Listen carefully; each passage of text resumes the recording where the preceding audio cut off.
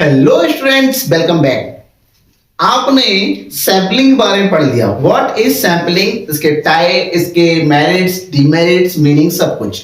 आज की क्लास में मैं आपको बताने जा रहा हूं टाइप्स ऑफ सैम्पलिंग। सैम्पलिंग के कितने टाइप होते हैं, कौन कौन से मेथड है सैम्पलिंग में, और किस तरीके से सैंपल चूज किए जाते हैं, किस तरीके से रिप्रेजेंटेटिव चूज करते हैं। एक्चुअली में क्या मनमर्जी डेटा चूज कर लिया जाता है, जैसा कि मैंने सैम्पलिंग बताया था कि बहुत सारे डेटा में से केवल कुछ डेटा को चुनकर उसकी स्टडी करना ही सैम्पलिंग होता है। लेकिन बड़ी प्रॉब्लम, हमने कहना आसान होता है कि बहुत सारों में से कुछ तो चुनना ही है, उसी को तो पढ़ना है। क्या दिक्कत है भाई? आटा दाल चावल को मापने में दिक्कत नहीं होती, हाथ निकालो, एक मुट्ठी चावल आ गया, देख लिया, हो गया।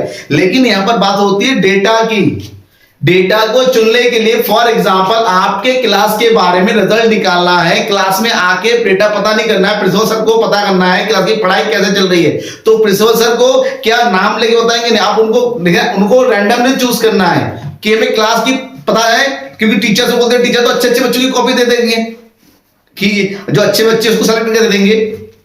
तो प्रिंसिपल सर को पूरी क्लास के सारे कॉपी चेक करने का टाइम है नहीं, 2 या 4-5 बच्चों को कॉपी चेक करना है। तो ऐसे ही मनमर्जी कहते हैं, 1 नंबर रोल नंबर, 1 का रोल नंबर, 10 का रोल नंबर, 15 का रोल नंबर, 20 का रोल नंबर, 30 का, 35 का कॉपी लेके आ जाओ। तो कोई भी हो सकता है उस रोल नंबर पे, उसकी कॉपी चली थी, पता चल जाता है, एक फेयर काम हो जाता है। तो सैंपलिंग चूज करने में किस मेथड का यूज किया जाए ताकि एनालाइज और रिजल्ट जो है सही तरीके से हमारी ऑब्जेक्टिव फुलफिल हो जाए, उसके लिए हमें टाइप्स ऑफ डेटा सैंपलिंग पढ़ना पड़ेगा। सैंपलिंग के मेथड को अगर हम पढ़ें तो उसके जो मेथड्स होते हैं ना, उसको 2 कैटेगरी में बांटा गया है। There are 2 categories of sampling, that is random sampling and non random sampling. Random and non random, ठीक है। अब रैंडम और नॉन रैंडम क्या होता है, पहले समझ लीजिए इसको। रैंडम सैंपलिंग वो सैंपलिंग होती है जहां पर रैंडमली मतलब किसी को भी चुना जा सकता है, मतलब जो भी any from the all the universe, from the all the population, each and every data may have equal chance to choose.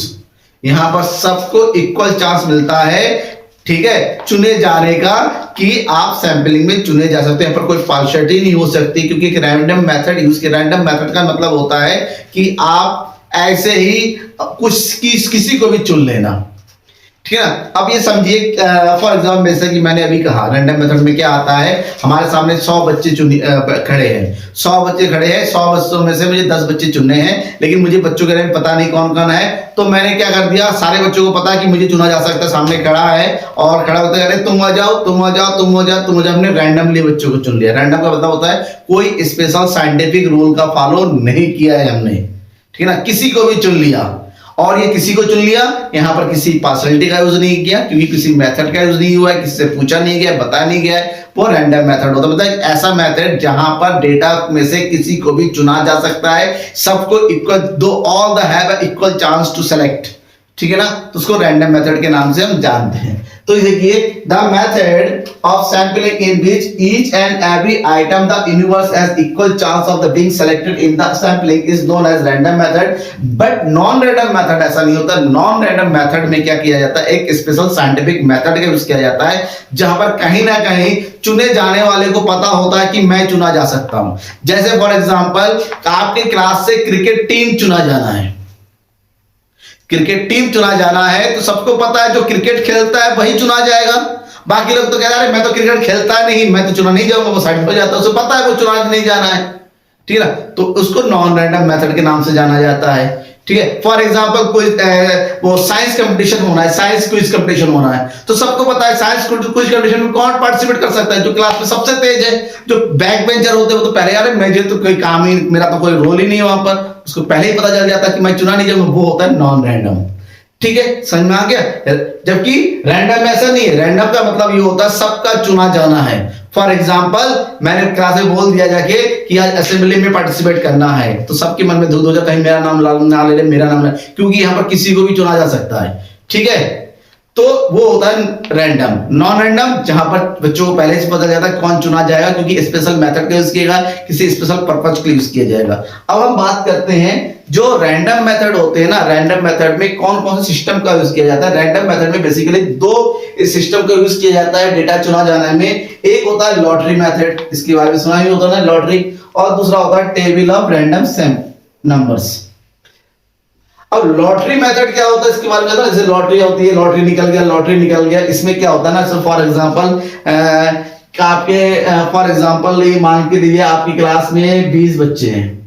20 बच्चों में से क्लास का मॉनिटर चुना जाना है, मॉनिटर एंड वॉइस मॉनिटर चुना जाना है, 2 लोग चुने जाने हैं। तो 20 बच्चों में से 2 लोग चुना जाना है। अब टीचर मनमर्जी भी नहीं कर सकते, बजट, क्योंकि बच्चे कहते हैं सर टीचर ने तो अपने मनमर्जी का मॉनिटर बना दिया, जिसके फेवरेट स्टूडेंट है। अब टीचर कहता है किसी को भी नहीं देखना, हमें रैंडम मेथड यूज करना है। तो एक काम करते हैं कि बच्चों से कह दिया कि ये काम करो, आपकी क्लास में से जो अच्छे बच्चे जो आपको चाहिए जो मॉनिटर है उसका नाम लिख के पर्ची बना के उस पर्ची में डालो, जिसका नाम सबसे ज्यादा बनाएगा वो मॉनिटर होगा।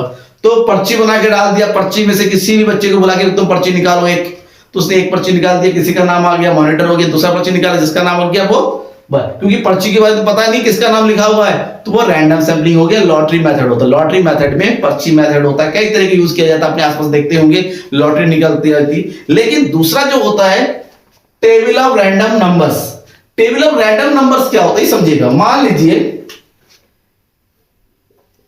100 पीपल का डेटा कलेक्ट करना है, 100 पीपल में से हमें सैंपलिंग चूज करना है। तो हम क्या करते हैं, 100 पीपल को जो है 100 पीपल को हमने क्रम से लिख दिया, 1 2 3 4 एकदम 100 के नंबर से हमने डाल दिया, ठीक है। फॉर एग्जाम्पल 100 बच्चे रोल नंबर वाइज हमने क्रम दे दिया इस वजह। अब टेबल बना दिया, अब टेबल में से हमसे कह दिया गया एक काम करो, हमें चुना जाना है, चुनना है 20 बच्चों को। एक काम करो, first roll number, 5 roll number, 10 roll number, 15 roll number, 20 roll number के बच्चों को लेके आ जाओ। तो ये हो जाएगा कि तो टेबल में से हमने एक नंबर दे दिया, उस हिसाब से अब उसमें किसी का भी रोल नंबर आ सकता है, किसी का भी नंबर जो उसमें आएगा वो चुना जा रहा है। तो ये होता है आपका टेबल ऑफ रैंडम सैंपलिंग। ये दोनों ही सिंपल मेथड होते हैं, इसमें किसी भी तरह के साइंटिफिक रूल मेथड जाने की कोई जरूरत नहीं होता है। इसलिए ये मेथड जो है अक्सर बहुत ज्यादा यूज होने वाला होता है, खासकर जहां पर पार्शियलिटी नहीं करनी होती है वहां पर। तो इसकी मेरिट्स होते हैं। मेरिट्स क्या है, फ्री फ्रॉम पर्सनल बाइस। यहाँ पर पर्सनल बाइस बिल्कुल पर्सनल, क्योंकि पार्शियलिटी हो ही नहीं सकता। आप लॉटरी में पार्शियलिटी नहीं कर सकते। एक तो पार्शियल लॉटरी में हो सकती है सबका नाम एक ही कर दो, पॉसिबल नहीं है, ठीक है ना। और दूसरा होता है टेबल ऑफ रैंडम नंबर्स में नहीं है, क्योंकि यहाँ पर किसी के भी नंबर चूज किया जा सकता है, किसी को तो पता ही नहीं किसको कौन सा नंबर मिला हुआ है, ठीक है ना। Each item has equal chance, हर एक आइटम को इक्वल चांस मिलता है सिलेक्ट होने का। और एक बहुत ही ज्यादा सिंपल मेथड होता है। इसकी मेरिट्स है, बट इसके बावजूद इसकी कुछ डिमेरिट्स है। डिमेरिट्स क्या है, not guarantee proportionate representation of different items. इसकी गारंटी नहीं है कि हर एक आइटम में से रिप्रेजेंट चुना जाना है। फॉर एग्जांपल क्लास में से प्रिंसिपल सर ने मैंने कॉपी चेक करने मंगाया, तो हो सकता है जिन जिन बच्चों का रोल नंबर बताओ सारे बच्चे गलती से सारे अच्छे बच्चे पहुंच गए हो। ये हो सकता है सारे के सारे बच्चे गधों के पहुंच गए हो, ठीक है ना। तो आपको चाहिए एक बच्चा अच्छे का, एक बुरे का, एक मीडियम का, सबका कॉपी जाना चाहिए। तो ऐसे में जरूरी नहीं है कि ये होगा, क्योंकि नॉन रैंडम मेथड है, किसका नंबर आएगा किसी को नहीं पता, ठीक है ना। उसी तरह से does not give weightage to the certain important items. आप यहाँ पर इंपॉर्टेंट आइटम को वेटेज दे, आप चाहते हो कि जो सेलेक्ट हो रहे हैं डेटा है उसमें से अच्छे अच्छे बच्चे जाने चाहिए, लेकिन हो सकता है उन्हीं बच्चों को नहीं चुना जा सकता है जो आप चाहते हो, ठीक है ना। तो क्योंकि आप यहाँ पर अपनी मन मर्जी से कोई वेटेज नहीं दे सकते, यहाँ पर जो रैंडमली चूज हो रहा है उसी को सिलेक्ट करना होता है। तो इसकी कुछ मेरिट्स है, कुछ डिमेरिट्स है। अब बात हम करेंगे किसकी, नॉन रैंडम सैंपलिंग।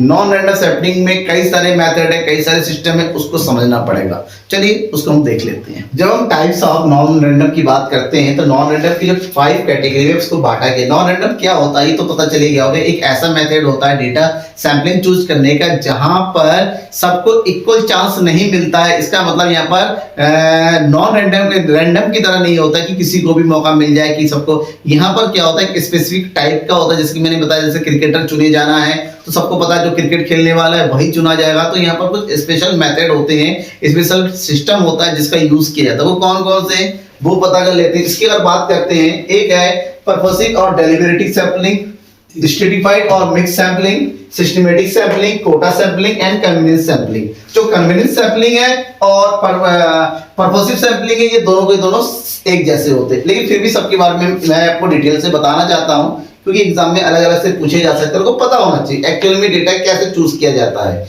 ठीक है, सबसे पहले हम बात करते हैं पर्पसिव सैंपलिंग की, जिसको डेलिबरेटिव सैंपलिंग कहते हैं। यहां पर क्या होता है ना, जो इन्वेस्टिगेटर होता है जिसको सैंपल चूज करने हैं, वो अपने हिसाब से सैंपल चूज करता है अकॉर्डिंग टू देयर पर्पस। इसको इसका नाम पर्पसिव रखा गया है, क्योंकि उसको अपनी पर्पस का फुलफिल करना है। फॉर एग्जांपल कबड्डी स्कूल का कबड्डी मैच होना है, अलग अलग स्कूल का एक मैच में कबड्डी खेलने वाले बच्चों को भेजा जाना है, तो वहां पर प्रिंसिपल सर ने जो है गेम्स टीचर को बोल दिया कि आप कबड्डी के 10 अच्छे बेस्ट प्लेयर चूज करो।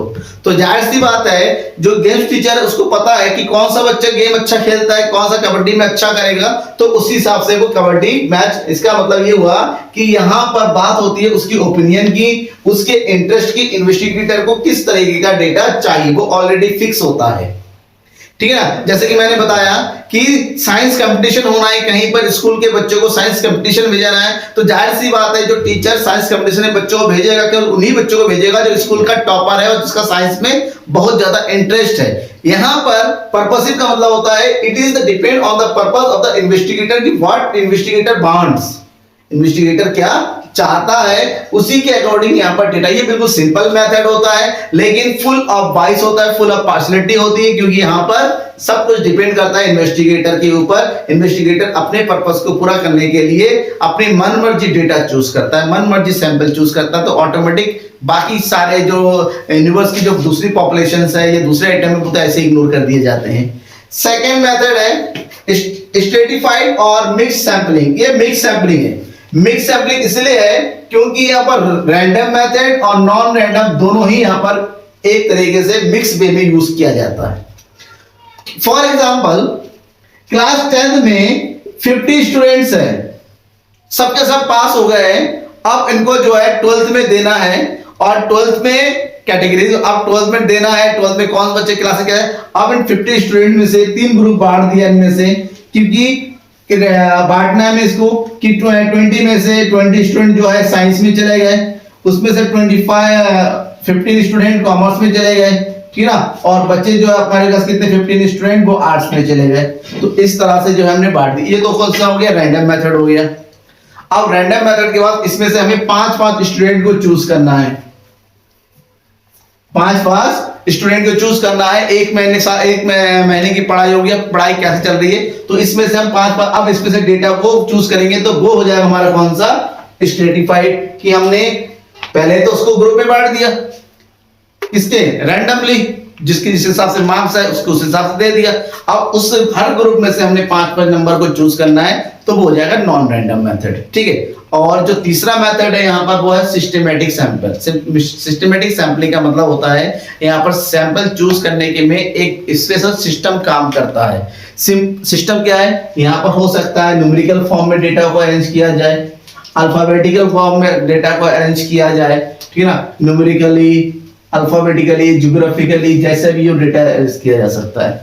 जैसे फॉर एग्जांपल हम बात करते हैं यहाँ पर जो डेटा लेना एरिया वाइज हो सकता है, ठीक है ना। फॉर एग्जांपल यहाँ पर डेटा जो एज के हिसाब से हो सकता है, यहाँ पर डेटा जो है जेंडर के हिसाब से हो सकता है, यहाँ पर जो होता है अल्फाबेटिकल नेम के अकॉर्डिंग डेटा हो सकता है। तो सबको अलग अलग ग्रुप में बांट दिया जाता है, हर ग्रुप में से फिर वहां से डेटा को सिलेक्ट कर दिया जाता है, जहां से हर एक ग्रुप का जो है रिप्रेजेंटेटिव निकल के आए। तो जैसे एज के अकॉर्डिंग बांटेंगे, जो डेटा जो हो सकता है जैसे 18 to 24 के, 24 to 28 के, 28 to 32 के, 32 से 40 के, 40 से लेके 50 के, इस तरह से ग्रुप बांट, हर ग्रुप में से हम फिर डेटा सेलेक्ट कर लेते हैं। वहीं पर एरिया के हिसाब से देखेंगे तो हम यहाँ बात करेंगे इस एरिया के इतने लोग होने चाहिए, उस एरिया के पर्टिकुलर, उस हिसाब से हम बात करते हैं अल्फाबेटिकल ABCDEF तक के नेमों को अल्फाबेटिकल कर देते हैं, उसमें से डेटा चूज करेंगे। तो यहाँ पर डेटा को चूज करने का एक सिस्टम होता है और ये सिस्टमेटिक होता है, इसलिए सबसे ज्यादा जो यूज होने वाला मेथड है यहाँ पर वो ये वाला होता है।